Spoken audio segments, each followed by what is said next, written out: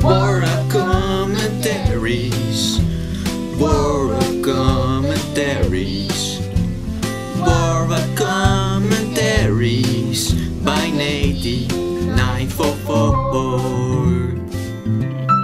Hello everyone, welcome to a new WarRock commentary, and today I am going to play some Day 1, and I never really played zombie mode on my YouTube channel, so this is going to be kinda interesting. Today I would like to talk about the zombie maps we have, because we have a lot of zombie maps. We have Blind Bullet, Broken Sunset, Day 1, Outpost, Pow Camp, 28th Street and Lighthouse, and also Red Sign. We shouldn't forget that one, because that one is played a lot by you guys, because you can get a lot of XP there. Anyway, let's ask ourselves the question, why is a certain zombie map so interesting to play? For example, Blind Bullet is really addicting to play, because you can walk around in a circle without actually dying. You can finish the whole map by walking that circle, you know? Because the first few waves in Blind Bullet are really boring, like every zombie mode has. But if you're playing at wave 8 or 9, then it's going to be interesting, because you have more zombies, it's harder to survive,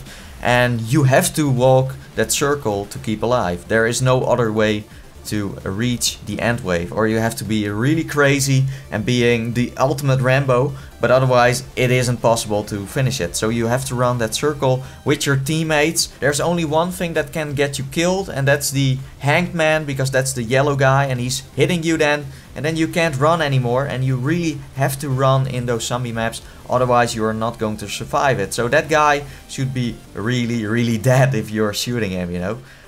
Be sure he's dead. The next map I want to talk about is the map Broken Sunset. Well, Broken Sunset is not getting played a lot on WarRock Global. I think the reason for that is because the map is really small and there are almost no ways to go. If there are a lot of zombies, you can't go almost anywhere, you are just closed in by them.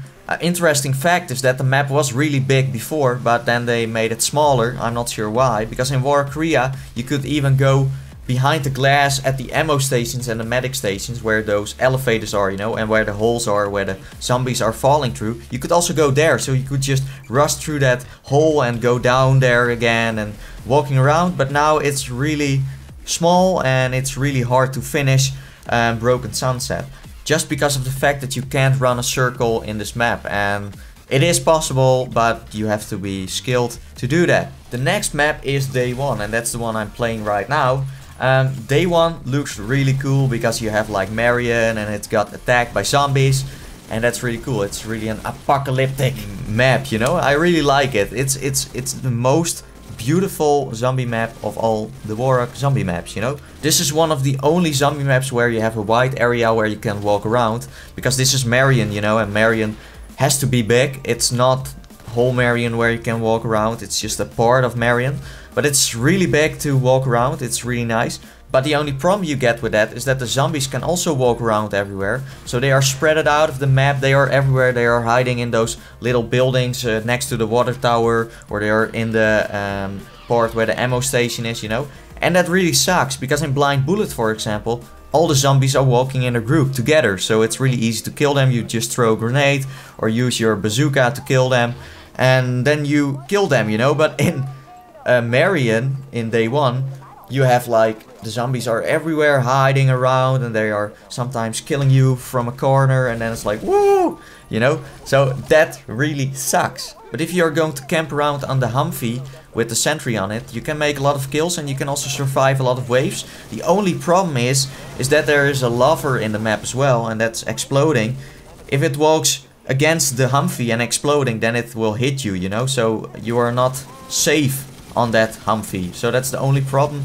But if you are killing them from a distance, then there is no problem. The next map I want to talk about is Outpost, and Outpost is not getting played a lot. And why is it not getting played a lot? Well, it's because it's really chaotic and the zombies are spawning almost everywhere. It's really chaotic. And that's why Blind Bullet, for example, is really easy, because you have a group of zombies walking around. But these kind of maps have the problem that the zombies are walking around everywhere and rushing into you and killing you.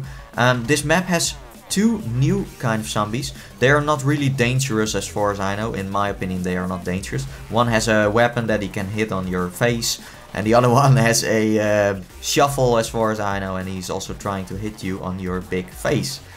But that isn't really working out mostly with those zombies, because they are derping around, derping a bit through the map, you know. But this map is not really good. I think this is one of the baddest zombie maps of WarRock. Serious. It looks really spooky, that's cool, but the map structure is not logic, so that's why it's really hard to play it. But let's go to the next map, and these ones I just talked about are all survival maps, to be clear about it. The next map I'm going to talk about is a time attack map, and it's one of the most popular zombie maps that is getting played in WarRock Global. And that's Pow Camp, and Pow Camp is really fun. You have like 4 stages. The first stage is that you have to kill zombies in a prison. The second stage you have to hack a computer while 2 bombers are trying to kill you. The third stage is that you have to destroy a safe door, and there is a guy with a big riot shield trying to stop you from doing that. And the last wave, or the last stage, is that you have to kill a big guy with a minigun, and that guy is really dangerous in the beginning if you are rushing for the first time into that end boss stage. But this map is really addicting to play. As I said before, you have 4 stages, and every stage you have to finish that in a certain amount of time, and that's really fun. And it's because you have some different kind of zombies. It feels really badass to play it, and everyone has his own guns to finish this game mode.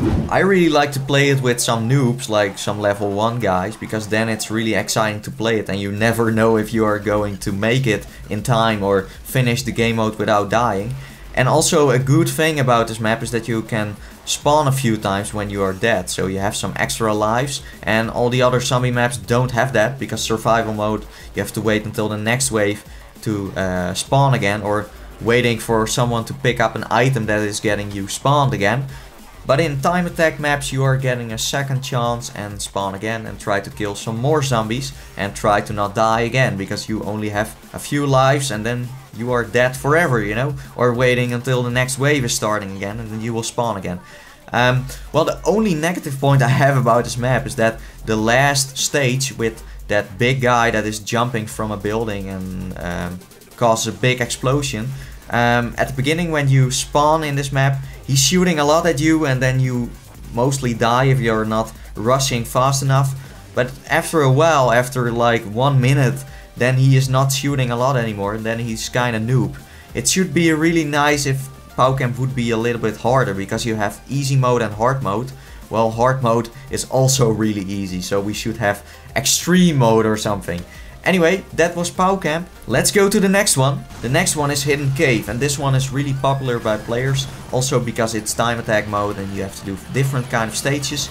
You start in a cave, and this cave is really big. You have so many space to walk around, and that's really nice because if zombies are rushing into you, you can see them from a distance and shoot them. Well, in this map you have to do exactly the same as in Pow Camp. You just have to kill some bosses and you have to hack a computer to open something. So it's not really different compared to Pow Camp, but it's just bigger than Pow Camp is. Pow Camp is kinda small and this one is really big. There's enough space to play it with 16 players instead of 4 players. I would really like to see a map with some more players, with 16 players, and then fighting against zombies, because we have a zombie map that is really big, Red Sign, but that one is with players and not with NPCs, you know.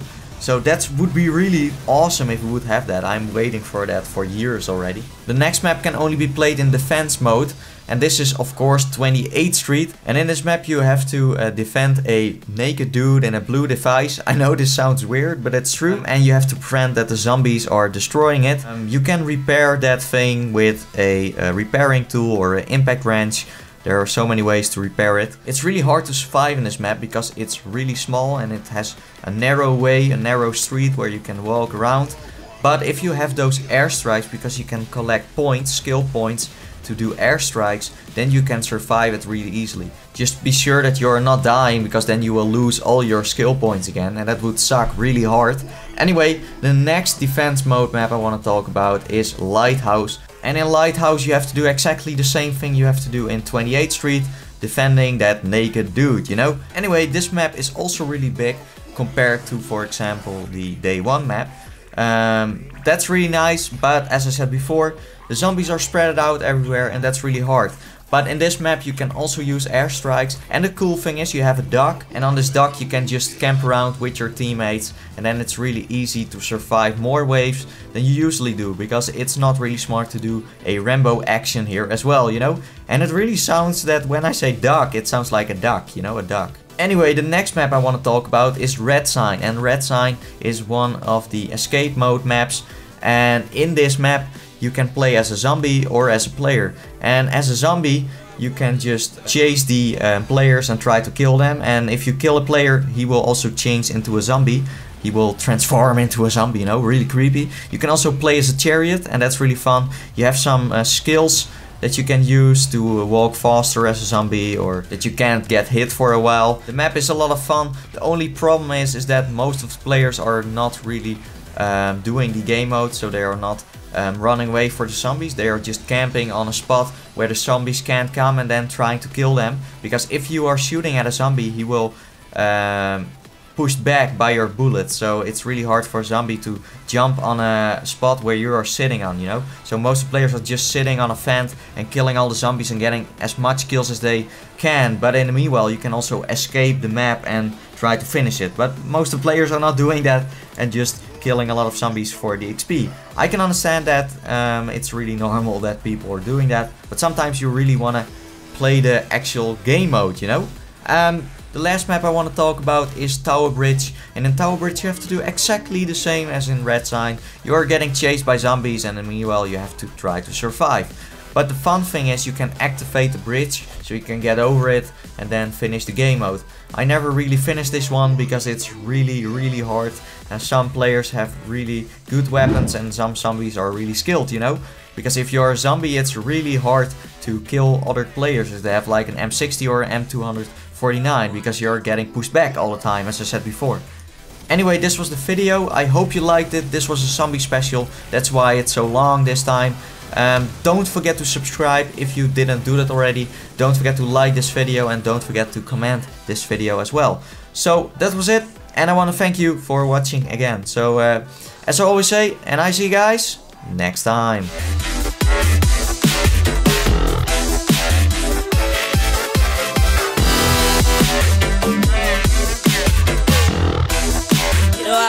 Like a road,